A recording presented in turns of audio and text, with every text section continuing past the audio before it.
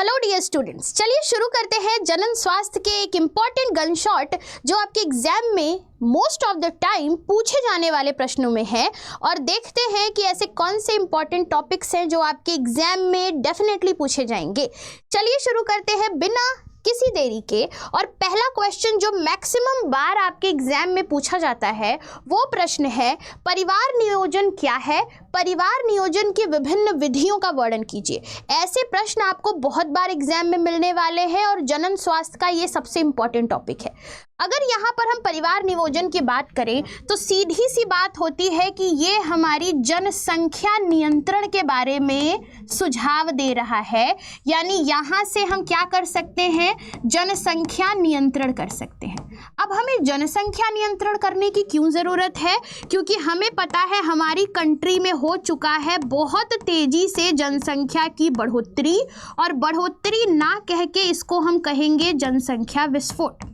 तो इसी जनसंख्या विस्फोट का जो एक निवारण है उसे हमने परिवार निवारण है, इसको हमने परिवार नियोजन नाम से समझा है।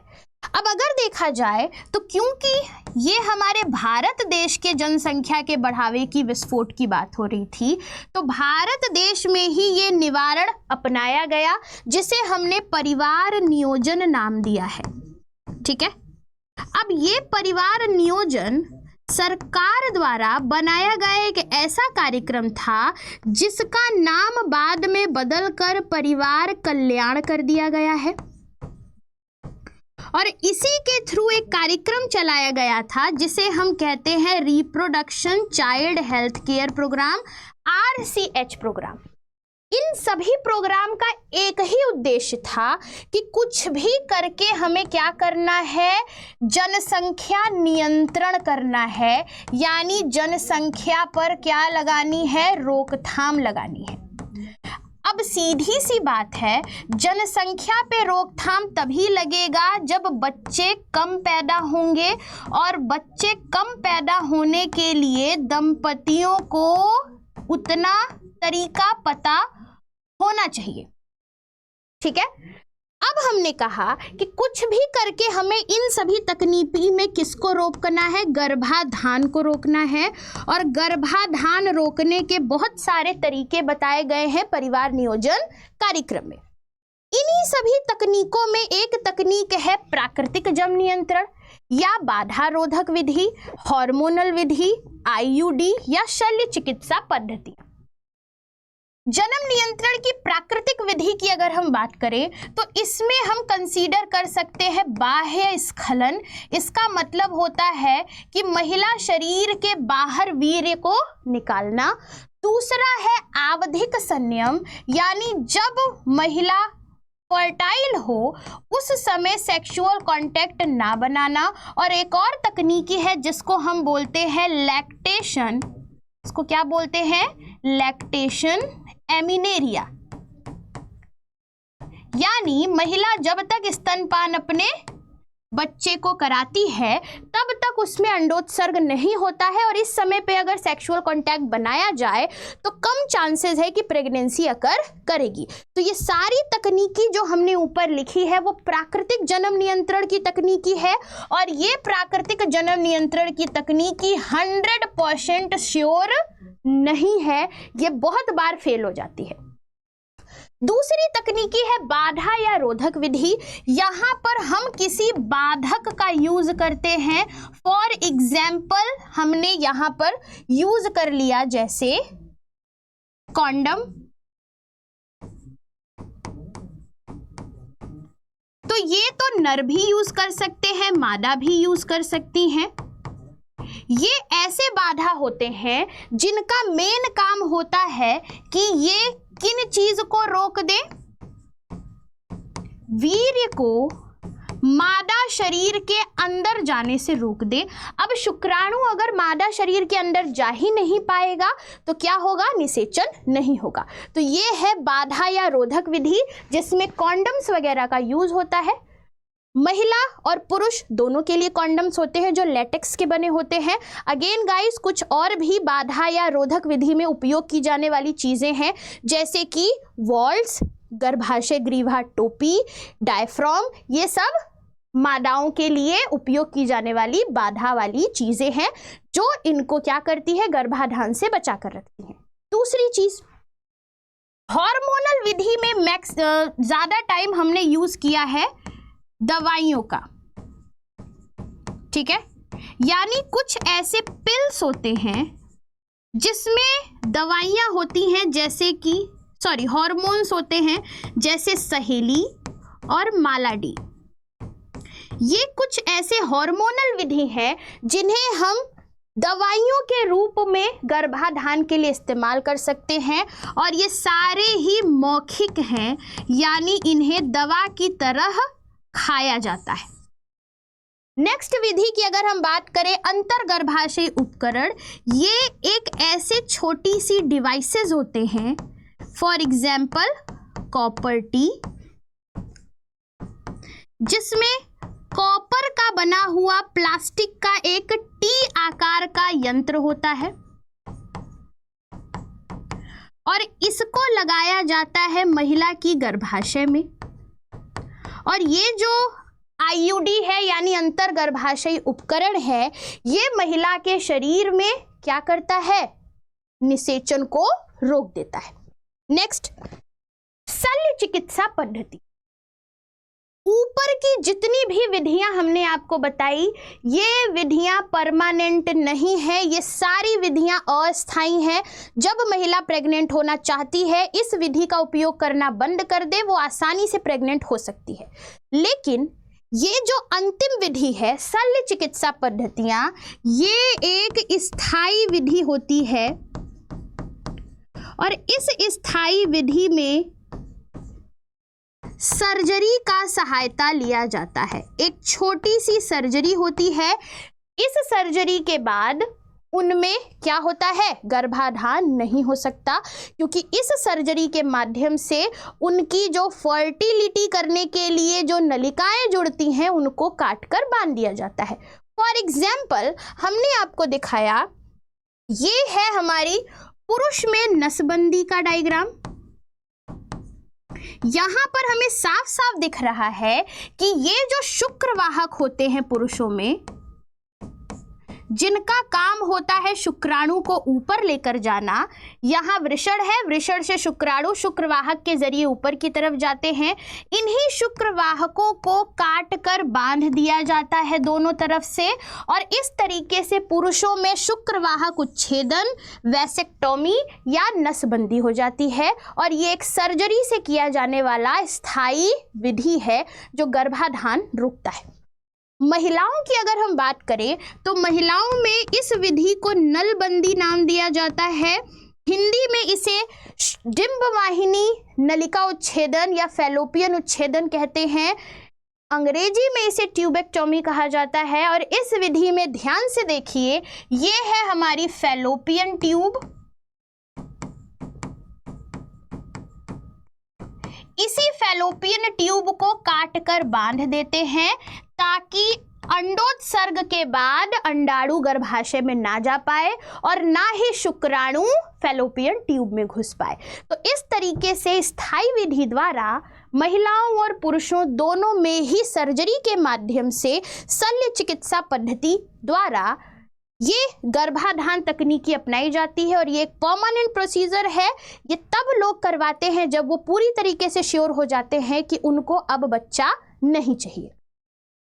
ये तो रही हमारी पहली सबसे इंपॉर्टेंट सवाल की झड़ी। दूसरा जो इंपॉर्टेंट सवाल है वो पूछा जाता है, असिस्टेड रिप्रोडक्टिव टेक्नोलॉजी क्या है, सहायक जनन प्रौद्योगिकी क्या है। हमें साफ साफ पता है कि कभी कभी ऐसा होता है कि कुछ ऐसे दंपति होते हैं जो 2 वर्ष तक कंटिन्यूअस तरीके से लैंगिक संबंध में है,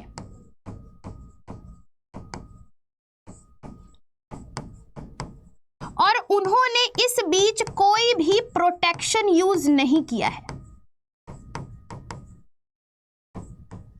उसके बाद भी ये जो दंपति हैं इनमें गर्भाधान नहीं हो रहा। ऐसी स्थिति में हम कह सकते हैं उस दंपति में से किसी में बंध्यता होगी।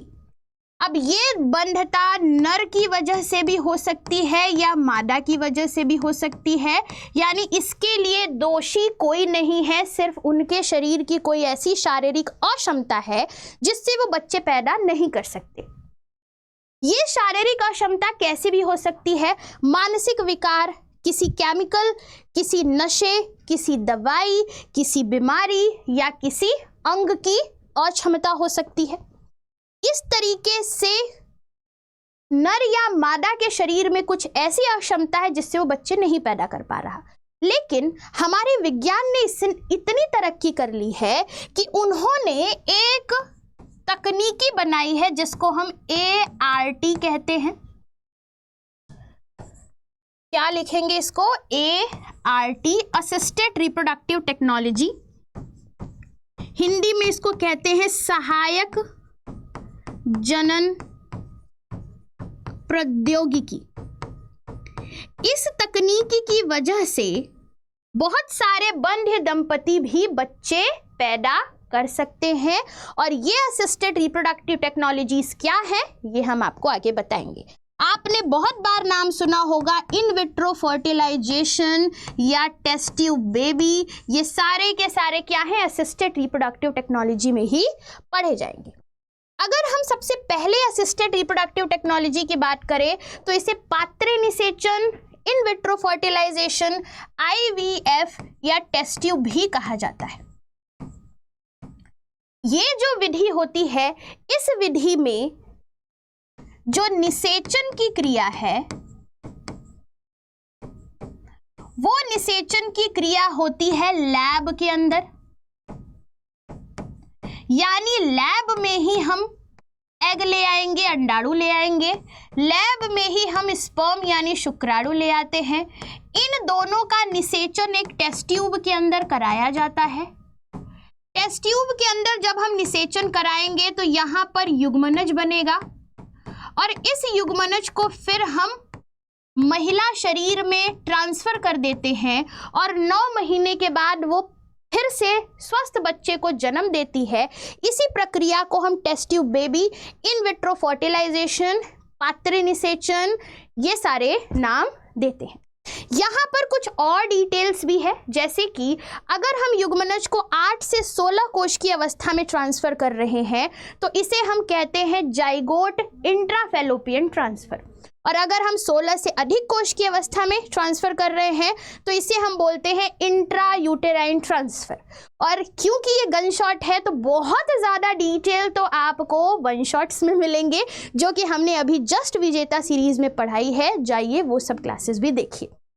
अगेन दूसरा जो तरीका है दैट इज युग्मक अंतःफैलोपियन ट्रांसफर या गैमीट इंटरफैलोपियन ट्रांसफर। यहाँ पर हम साफ साफ कह सकते हैं कि मान लो कभी कभी ऐसा होता है कि जो मादा होती है उसके शरीर के अंदर किसी कमी की वजह से अंडाणु नहीं बनता, लेकिन उसके शरीर के अंदर बाकी के जो अंग है वो बिल्कुल ठीक हैं, यानी बाकी की क्रिया हो सकती है। तो हमें क्या करना होता है, हम किसी दाता स्त्री से अंडाणु लेते हैं और इस अंडाणु को फिर हम उस मादा के फैलोपियन ट्यूब में ट्रांसफर कर देते हैं और इस तरीके से फिर वो निषेचन के बाद एक हेल्दी बेबी को जन्म देती है 9 महीने बाद। ये तरीका होता है गैमीट इंट्राफैलोपियन ट्रांसफर। तीसरा तरीका है जिसे अंतःकोशिकीय शुक्राणु निक्षेपण कह रहे हैं। यहाँ पर सीधा सा बात यह है कि इसमें जो शुक्राणु है उसको सीधे मादा शरीर के अंदर ट्रांसफर कर दिया जाता है और इस तरीके को अंतःशुक्राणु ट्रांसफर कहते हैं। तीसरे के बाद चौथे तरीके में अगर हम देखेंगे दैट इज आर्टिफिशियल इंसेमिनेशन। कभी कभी ऐसा होता है कि जो नर होते हैं उनका जो वीर्य है उस वीर्य में बिल्कुल भी स्पर्म बहुत ही कम मात्रा में होते हैं, या तो उनके वीर्य में स्पर्म जो होते हैं वो निषेचन सही से नहीं कर पाते हैं। तो इस दुविधा से दूर होने के लिए स्पर्म को सीधे महिला शरीर में ट्रांसफर करा दिया जाता है आर्टिफिशियल तरीके से, या फिर अगर स्पर्म की क्वालिटी ही ठीक नहीं है तो किसी दाता पुरुष का स्पर्म लेकर ट्रांसफर करा दिया जाता है। ये जो तरीका है इसे कृत्रिम वीर्य सेचन, आर्टिफिशियल इंसेमिनेशन कहते हैं। ये सभी असिस्टेड रिप्रोडक्टिव टेक्नोलॉजीज हैं। सबसे लास्ट इंपॉर्टेंट क्वेश्चन पूछता है सेक्सुअली ट्रांसमिटेड डिजीज से। सेक्सुअली ट्रांसमिटेड डिजीज यानी एसटीडी, यौन संचरित रोग, और ये सारे ही जो रोग हैं ये असुरक्षित यौन संबंध बनाने से होते हैं। ठीक है, अगर कोई व्यक्ति असुरक्षित यौन संबंध बनाता है तो उसके शरीर में ये बीमारी ट्रांसफर हो सकती है। यहाँ पर अगर हम सेक्सुअली ट्रांसमिटेड डिजीज की बात करें तो सिर्फ असुरक्षित यौन संबंध से ही नहीं, संदूषित रक्तदान से भी ये हो सकता है, दूषित